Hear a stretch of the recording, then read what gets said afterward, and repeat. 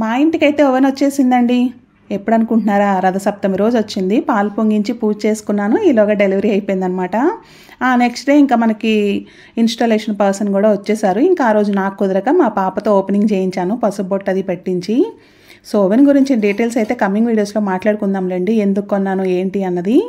ఇప్పుడైతే యమ్మీగా ఇడ్లీ సాంబార్ బ్రేక్ఫాస్ట్కి రెడీ చేశాను. సో యమ్మీగా బ్రేక్ఫాస్ట్ అయితే చేసేయాలి. ఎక్కడ వాళ్ళు అక్కడ వెళ్ళిపోయారు, ప్రశాంతంగా పనులన్నీ అయిపోయినాయి. ఇంక ఇప్పుడు చక్కగా బ్రేక్ఫాస్ట్ చేస్తూ కాసేపు రిలాక్స్ అవుతానన్నమాట.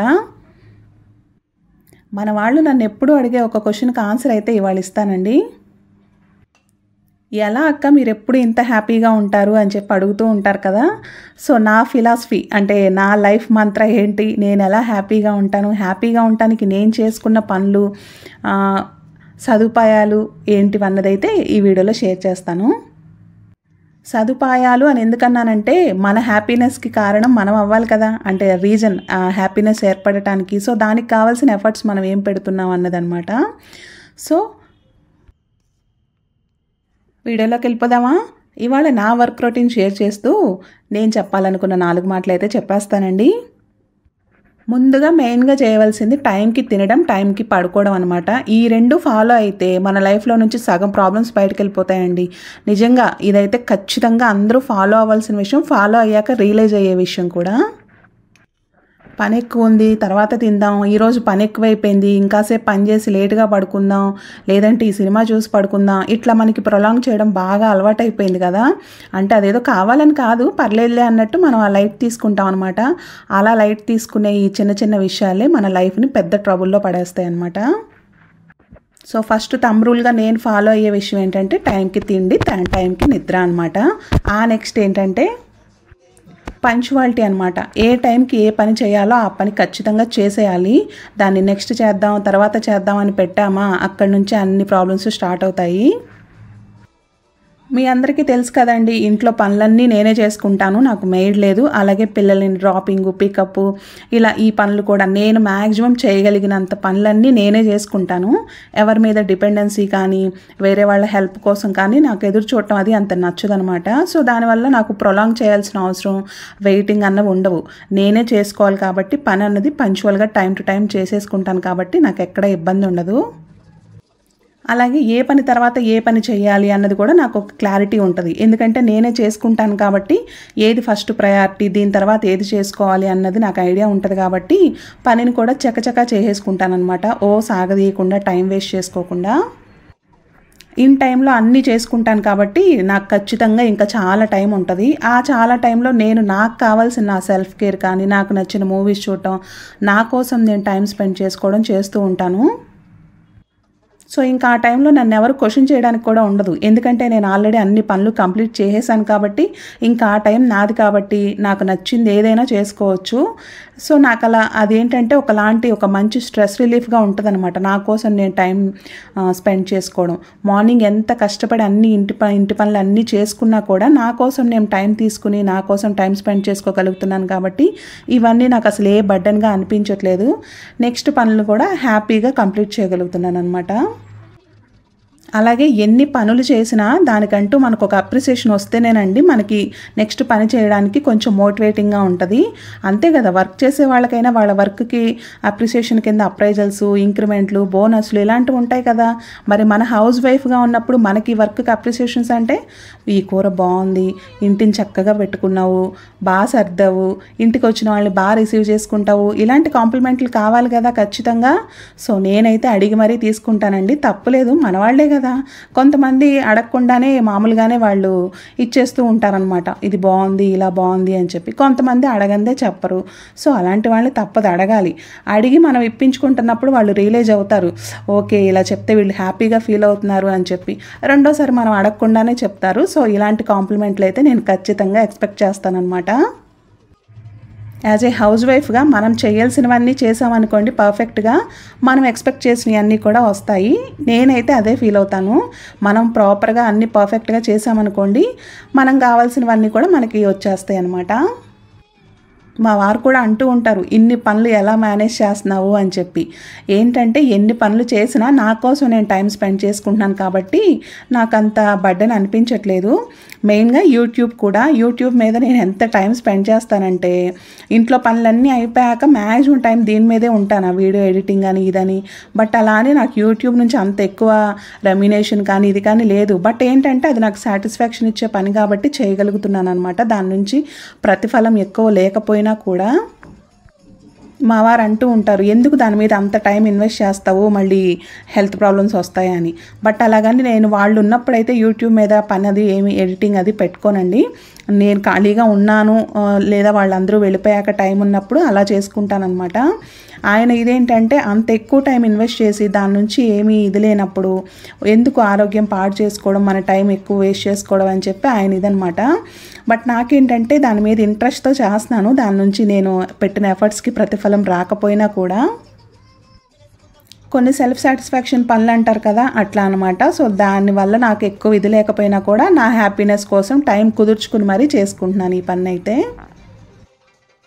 బట్ టైం మాత్రం చాలా వాల్యుబుల్ అండి. అది గడిచిపోతే మళ్ళీ తిరిగి రాదు ఖచ్చితంగా. సో ఉన్న టైంని ప్రీషియస్గా యూజ్ చేసుకోవాలన్నమాట.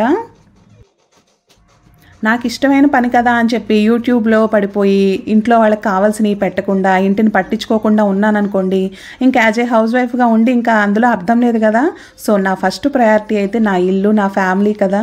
సో ఆ తర్వాత ఏదైనా. సో అలా టైంని అయితే అటు ఇటు బ్యాలెన్స్ చేసుకుంటున్నాను అనమాట. దేనివల్ల ఎవరికి ఇబ్బంది లేకుండా ఇంట్లో పనులన్నీ చేసేసుకున్నాక నాకు ఇష్టమైన పని యూట్యూబ్ వర్క్ అయితే చేసుకుంటాను. సో దీనివల్ల ఫ్యామిలీకి డిస్టర్బెన్స్ లేదు, అలాగే యూట్యూబ్కి కూడా టైం అయితే మేనేజ్ చేసుకోగలుగుతున్నాను. సో ఇవన్నీ మా వారు అబ్జర్వ్ చేస్తూ ఉంటారు కదా. నేను ఇన్ టైంలో అన్నీ చేయవలసినవన్నీ చేస్తాను. మార్నింగ్ లేచి ఇంట్లో వాళ్ళకి కావాల్సినవన్నీ ప్రిపేర్ చేసి, చిన్న పాపని వీళ్ళని స్కూల్లో డ్రాప్ చేసి, మళ్ళీ ఇంటికి వచ్చి ఇంటి పనులన్నీ చూసుకుని, సో మళ్ళీ వాళ్ళు ఈవినింగ్ వచ్చేసరికి చక్కగా వాళ్ళ కోసం అన్నీ వేడివేడిగా రెడీ చేసి పెట్టి, సో ఇంట్లో పనులకు కానీ వాళ్ళకి కావాల్సినవి కానీ ఎక్కడ బ్రేక్ లేకుండా చక్కగా అన్నీ చూసుకుంటాను. ఇంకా అలాగే నాకు నచ్చిన పని కోసం కూడా నేను టైం అలా స్పెండ్ చేసుకుంటున్నాను కాబట్టి ఇంట్లో ఎవరికి ఇబ్బంది లేదనమాట.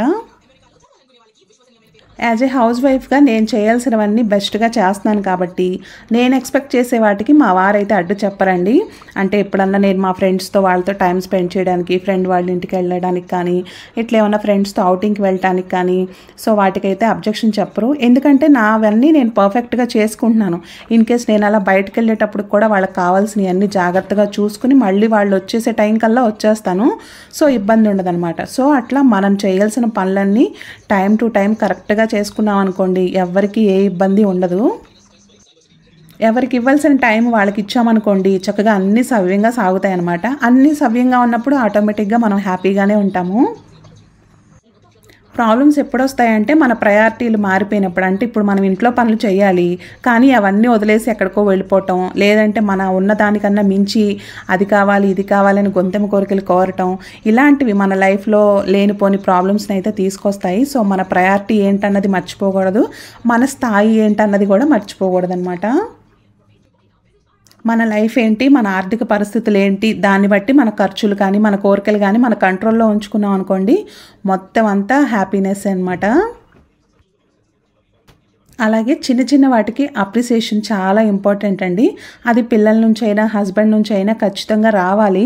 నేనైతే ఫస్ట్లో వాళ్ళు ఇవ్వకపోయినా అడిగి తీసుకునేదాన్ని. ఆ తర్వాత ఆటోమేటిక్గా వాళ్ళు ఇచ్చేస్తున్నారు అనుకోండి, ఏదన్నా కుక్ చేసినప్పుడు బాగుంది అని చెప్పి చెప్పడం, అట్లా బాగా రెడీ అయినప్పుడు బాగుంది అని చెప్పడం, ఇలాంటివన్నీ చిన్నవైనా కూడా చాలా హ్యాపీనెస్ని సాటిస్ఫాక్షన్ని ఇస్తాయన్నమాట మన లైఫ్ని హ్యాపీగా లీడ్ చేయడానికి. సో అలాంటి వాటిల్లో అస్సలు కాంప్రమైజ్ అవ్వద్దండి. సో అలా అండి, కొన్ని చిన్న చిన్న విషయాలే, అవి నేను కంపల్సరీ ఫాలో అవుతూ ఉండటం వల్ల నా లైఫ్ ఎప్పుడు ఇలా హ్యాపీగా ఉంటుందన్నమాట. నా హ్యాపీనెస్ని మాత్రం ఎవరి చేతిలోనూ పెట్టను, నా చేతిలోనే ఉంచుకుంటానన్నమాట. మీతో చెప్తూ ఉంటాను కదా, మన హ్యాపీనెస్కైనా మన బాధకైనా మనమే కారణం అవ్వాలి, వేరే వాళ్ళ వల్ల మనం హట్ అవ్వకూడదనమాట. ఎందుకంటే అది అన్నిటికన్నా బాధాకరం. మనల్ని వచ్చి ఎవరో బాధ పెట్టేస్తే దానివల్ల మనం బాధపడి మన లైఫ్ని బాధ పెట్టుకోవడం. సో అట్లా హ్యాపీనెస్ కన్నా వేరే వాళ్ళు కారణం అవ్వచ్చేమో కానీ బాధకి మాత్రం వేరే వాళ్ళు అస్సలు కారణం అవ్వకూడదు. మనల్ని బాధ పెట్టే ఛాన్స్ ఎవ్వరికి ఇవ్వకూడదు అనమాట. అయితే ఇక్కడ చూసారా, ఇవి కర్టెన్స్ నేను ఇలా హ్యాంగ్ చేశాను కదా వాల్ హుక్స్ పెట్టి. మన ఫ్యామిలీ మెంబర్ ఎప్పుడో అడుగున్నారు, నేను నెక్స్ట్ వీడియోలో షేర్ చేస్తానని చెప్పి కూడా 3 వీడియోస్ అయిపోయినాయి. ఫైనల్గా ఇదిగోండి ఇప్పుడైతే షేర్ చేస్తాను. అది జస్ట్ వాల్ హుక్స్ అనమాట, అవి అమెజాన్లో తీసుకున్నాను. వాటిని అలా స్టిక్ చేసేయచ్చు, పీల్ చేసి స్టిక్ చేయడమే. వాటికి అలా తగిలించేసాను అనమాట. దానికి థ్రెడ్ అది కడుతున్నా ఉండట్లేదు, అక్కడ డ్రిల్లింగ్ అది వేయాలంటే అవ్వదన్నారు ప్లంబర్ వాళ్ళు. సో ఇంకా అందుకని చెప్పి జస్ట్ ఇలా వాల్ హుక్స్ పెట్టేసి దానికి అలా పెట్టాను అనమాట. నా పర్పస్ ఏంటంటే జస్ట్ అది అలా హైడ్ అవ్వాలి అంతే, కొంచెం లైటింగ్ అది పడాలి, జస్ట్ హైడ్ అవ్వాలి థింగ్స్ అన్నీ. సో అందుకని చెప్పి జస్ట్ అలా సోఫా కవర్ వేసాను అనమాట. గాలి వెళ్తురు పుష్కలంగా వెళతాయి, లోపల ఉన్న ఏం పాడవు, బయటకు లుక్ కొంచెం నీట్గా ఉంటుంది కదా అని జస్ట్ అలా క్లాత్ అయితే పెట్టేశాను అనమాట.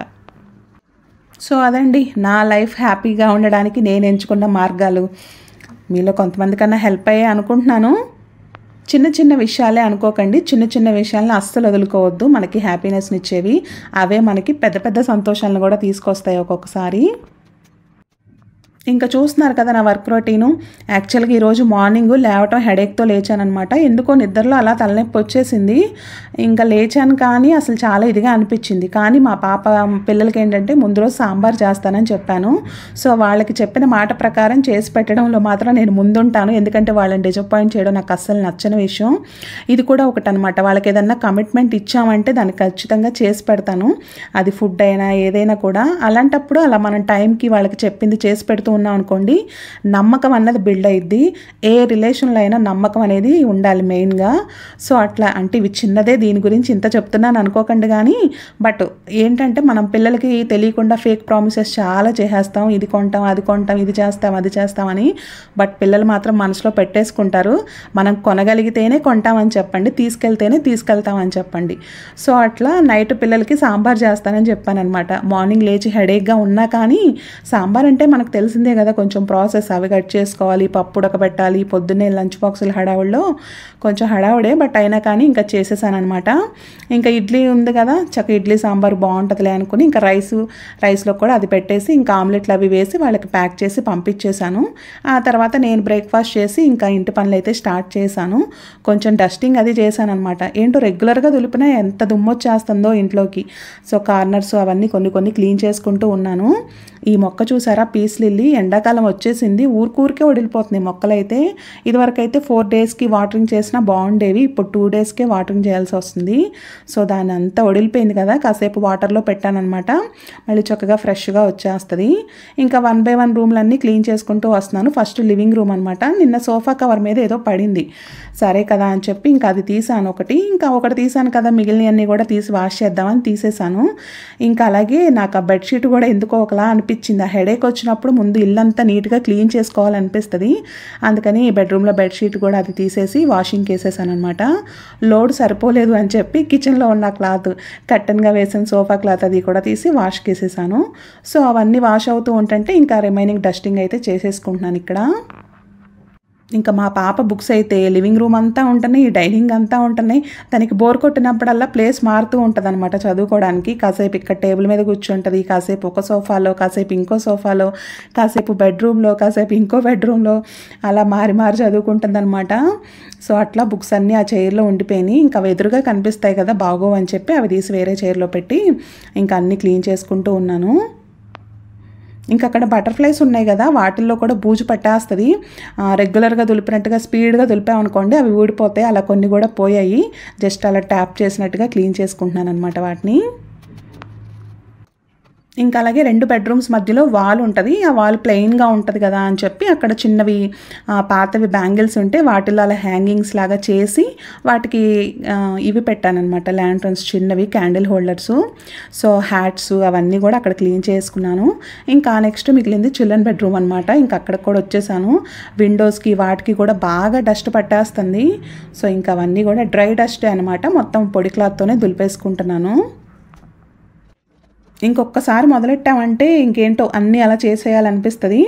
అట్లా లివింగ్ రూమ్తో మొదలుపెట్టిన నేను ఇంకా అన్నీ వరుస పెట్టి క్లీన్ చేసుకుంటున్నాను.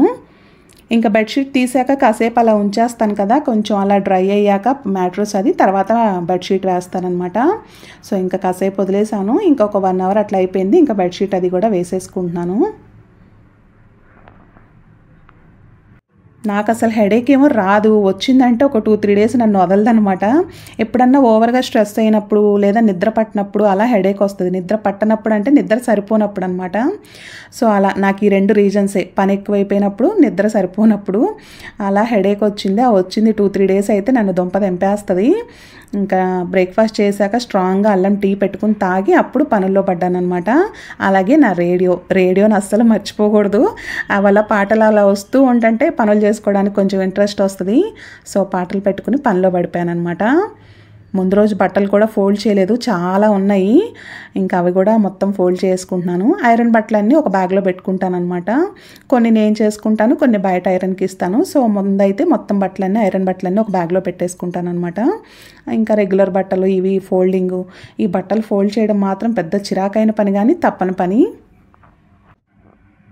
సమ్మర్ వచ్చేస్తే మాత్రం ఈ పని మా పిల్లలే చేసేస్తారు. బట్టలు ఆరేయటం, వాటిని తీసుకొచ్చి మడత పెట్టడం, ఇంకా అప్పుడు వాళ్ళ యాక్టివిటీ అనమాట ఇది. ఇంకా రిమైనింగ్ డేస్లో మాత్రం నేనే చేస్తాను. ఎప్పుడన్నా అప్పుడప్పుడు వాళ్ళకి కొంచెం మూడు ఉంటే హెల్ప్ చేస్తారు, కానీ మ్యాక్సిమం వాళ్ళకు కూడా పాపం ఇది చిరాకైన పనే. సో ఇంకా వాళ్ళు స్కూళ్ళు కాలేజీకి వెళ్ళొచ్చాక ఇంకా డైలీగా అయితే నేను అసలు పనులు చెప్పనండి. ఇంకా వాళ్ళ వర్కులు వాళ్ళకు ఉంటాయి కదా, ఏమన్నా డిన్నర్ చేసేటప్పుడు అరేంజ్ చేయడం అవి చిన్న చిన్నవి చేస్తారు, కానీ ఇంట్లో పనులు అయితే చెప్పను. హాలిడేస్లో మాత్రం చెప్తానమాట కొన్ని పనులు అవి. మ్యాక్సిమం మా పిల్లలు ముందే ఉంటారులేండి నాకు హెల్ప్ చేయడానికి. సో ఇంకా నేను చెప్పకపోయినా చేసేస్తారు. ఇంకా వదిలేసినప్పుడు వాళ్ళు వదిలేస్తారు, నేను వదిలేస్తానమాట.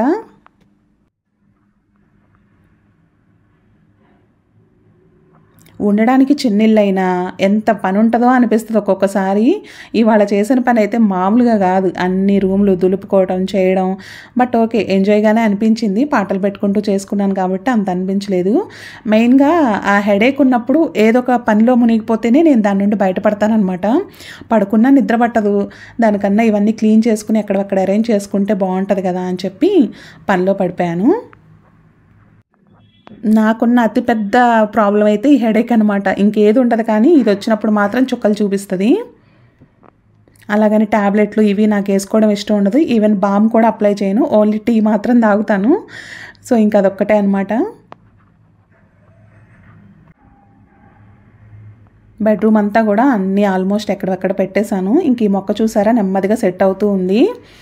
అయితే ఓవెన్ కొన్నాం కదా, దాని ఇన్స్టాలేషన్ అంతా అయిపోయింది. సరే దానిలో కేక్ చేద్దామని చెప్పి ఇవి తెప్పించాను అనమాట, బటర్ అవి బ్లింకిట్లో. ఫ్లాక్ సీడ్స్ మొన్న గ్రాసరీస్లో మర్చిపోయాను లడ్డూలు చేయడానికి. సో ఇంకా అవిను ఇవి కొన్ని చాకో చిప్స్ ఇవి బ్లింకిట్లో తెప్పించాను. అన్నీ రెడీగా పెట్టుకున్నాను కదా, చేద్దాం అనుకునేసరికి కరెంటు పోయింది. ఇంకా నేను ప్రిపరేషన్ స్టార్ట్ చేయలేదండి. ఆ రోజు ఎందుకో చాలా టైం కరెంట్ లేదనమాట. ఇంకా సరే అని చెప్పి ఇంకా ఆ రోజు అయితే చేయలేదు. ఓవెన్ అయితే అక్కడ సెట్ చేశాను, అక్కడ ఉండే కొన్ని స్టఫ్ తీసేసి అక్కడైతే పెట్టాను. ఇంకా లంచ్లోకి అయితే ఇదిగోండి మార్నింగ్ పెట్టిన సాంబార్ ఉంది, అలాగే ముందు రోజు నైట్ చేసిన కర్రీస్ కూడా ఉన్నాయి. ములక్కాడ కూర, చిక్కుడుకాయ ఫ్రై, ఇవన్నీ మా అత్తయ్య ఊరు నుంచి పంపించిన కూరగాయలే అనమాట. ఇంకా అన్నీ అవగొట్టేద్దాంలే అని చెప్పి నైట్ కొన్ని చిక్కుడుకాయలు ఉంటే అవి ఫ్రై చేశాను, కొన్ని ములక్కాడ ముక్కలతో కూర చేసి కొన్నిటితో పొద్దున్న సాంబార్ పెట్టేశాను అనమాట. మిగిలిన సొరకాయ ముక్క అవన్నీ వేసేసి. సో మ్యాక్సిమం వెజిటబుల్స్ అయితే మా అత్తయ్య పంపించినవి అయిపోయినాయి. ఒక గుమ్మడికాయ ఉంది, ఇంకా గుమ్మడికాయతో కమింగ్ డేస్లో రెసిపీస్ అయితే షేర్ చేస్తాను ఏం చేశాను అన్నది. సో ఇంకా గిన్నెల క్లీనింగ్ ఉందన్నమాట. దానికి వెళ్ళే ముందు కొంచెం ఆయిల్ మసాజ్ చేసుకుందామని చెప్పి ఆయిల్ అయితే వేడి చేసుకుంటున్నాను, కొబ్బరి నూనె. చెప్పాను కదా తలనొప్పిగా ఉందని, అలాంటప్పుడు కొంచెం ఆయిల్ వేడి చేసుకుని మసాజ్ చేసుకుంటే మంచి రిలీఫ్గా అనిపిస్తుంది. సో ఇంకా గిన్నెలు వాష్ చేయడానికన్నా ముందు కాసేపు ఇలా ఆయిల్ మసాజ్ చేసుకుని అప్పుడు వాష్ చేసుకుంటే చక్కగా నెక్స్ట్ హెడ్ బాత్ చేసేయచ్చు కదా అని చెప్పి ఫస్ట్ ఇంకా ఆయిల్ అయితే అప్లై చేసేస్తున్నాను. ఇలాంటప్పుడు ఎవరన్నా మనకి మసాజ్ చేస్తే బాగుంటుంది అనిపిస్తుంది, ఆప్షన్ లేదు కాబట్టి మనకి మనమే ఇంకా రిలాక్స్ అవ్వాలన్నమాట. మసాజ్ చేసుకుని కొంచెం అలా వేడి చేసుకున్న ఆయిల్ పెట్టుకుంటే మాత్రం చాలా హాయిగా ఉంటుంది.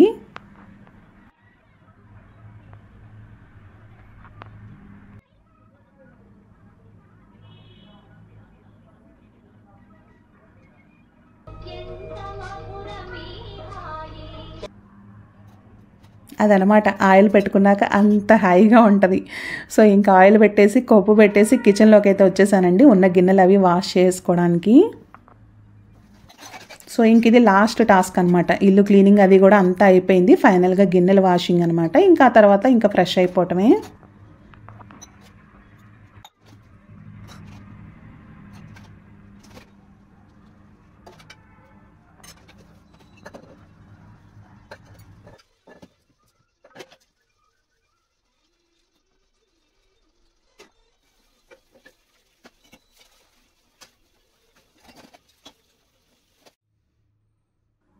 గిన్నెల వాషింగ్ అంతా అయిపోయింది. మొక్కలు కూడా చూసారా చక్కగా తేరుకున్నాయి. వాటిని కూడా వాటర్ వాష్ చేశాను. ఇంకా మొక్క అయితే చక్కగా మళ్ళీ ఫ్రెష్గా కొత్త మొక్కలాగా వచ్చేసింది. చూసారా వాటర్లో పెట్టి కాసేపు ఉంచేసరికి.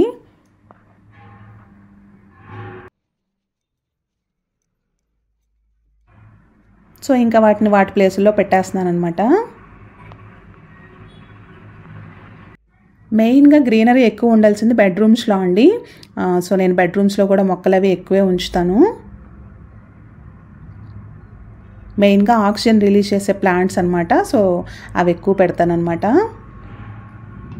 ఇంకా అలా తర్వాత ఫ్రెష్ అయిపోయి లంచ్ చేసి కాసేపు రెస్ట్ తీసుకుని మా చిన్న పాపని స్కూల్ నుంచి తీసుకొచ్చేసాను అనమాట. ఇంకా స్నాక్స్ ప్రిపరేషన్ ఉంటుంది కదా, బనానా వేసి ప్యాన్ కేక్ చేస్తున్నాను గోధుమ పిండితో అనమాట. ఇంకా మా వారేమో ఈ ప్యాన్ కేక్లు అవి తినరు. సో ఆయన కోసం అయితే పాప్కార్న్, పిల్లల కోసం ప్యాన్ కేకు, శ్రీవారి కోసం పాప్కార్న్. సో ఇంకా అవి ఫ్రై చేస్తున్నాను అనమాట. ఇలా మరి ఒక్కొక్కసారి ఎవరికి నచ్చింది వాళ్ళకి చేసి పెట్టాలి, ఇద్దరిని సాటిస్ఫై చేయాలంటే. సో అట్లా పనులు అయితే బ్యాలెన్స్ చేసుకుంటూ మేనేజ్ చేసేస్తానమాట, ఎవరిని నొప్పించకుండా.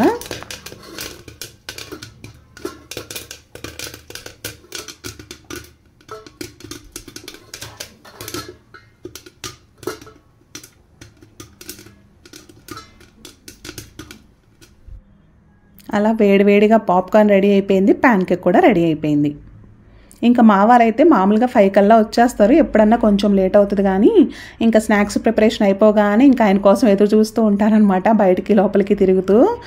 రెగ్యులర్గా ఒకటే టైం కానీ ట్రాఫిక్ వల్ల కొంచెం అటు ఇటు అవుతూ ఉంటుంది కదా. సో చక్కగా ఆయన వచ్చే టైంకి హ్యాపీగా ఆయనకి వెల్కమ్ చెప్పడానికి రెడీగా ఉంటానన్నమాట. మీలో ఎంతమంది ఇలా చేస్తారు? హస్బెండ్ వచ్చే టైంకి అలా ఎదురుగా వెళ్ళి హాయ్ అని చెప్పి హ్యాపీగా రిసీవ్ చేసుకుంటారు. చాలా బాగుంటుందండి. చూడటానికి చెప్పడానికి చిన్న విషయమైనా ఫాలో అయ్యి చూడండి, చాలా బాగుంటుంది. సో చక్కగా నేను అలా ఆయన రాగానే వెళ్ళి హ్యాపీగా హాయ్ చెప్పి రిసీవ్ చేసుకుంటాను. ఆయన పొద్దున పడిన కష్టం అంతా మర్చిపోయేలాగా స్మైల్ చేస్తూ, అలాగే ఇంటికి వచ్చాక ఆయన నేను పొద్దున నుంచి పడిన కష్టం అంతా మర్చిపోయేలాగా చక్కగా నాతో కబుర్లు చెప్తారనమాట, స్నాక్స్ ఎంజాయ్ చేస్తూ. ఇదండి మా బుజ్జి లైఫ్. ఇలా నా బుజ్జి లైఫ్ని హ్యాపీగా ఉంచుకుంటానన్నమాట. సో ఇదండి ఇవాల్టి వీడియో. మరొక మంచి వీడియోతో మళ్ళీ కలుద్దాం. మీకు కనుక నా వీడియోస్ నచ్చితే తప్పకుండా ఛానల్ని సబ్స్క్రైబ్ చేసి వీడియోస్ని లైక్ చేసి షేర్ చేసి వీడియో ఎలా ఉందన్నది మీ ఫీడ్బ్యాక్ నాకు తెలియజేస్తారు కదూ. మరొక మంచి వీడియోతో మళ్ళీ కలుద్దామండి. Thank you so much for watching అండి. డిన్నర్కి మాత్రం సాంబార్తో సరిపెట్టేసానులేండి. ఇంకా నైట్ డిన్నర్ ప్రిపరేషన్స్ అంటూ ఏం చేయలేదు. యమ్మీగా ఊర్లో వెజిటబుల్స్తో పెట్టిన సాంబార్ కదా, చక్కగా ఎంజాయ్ చేసాం అనమాట. సో బాయ్ అండి.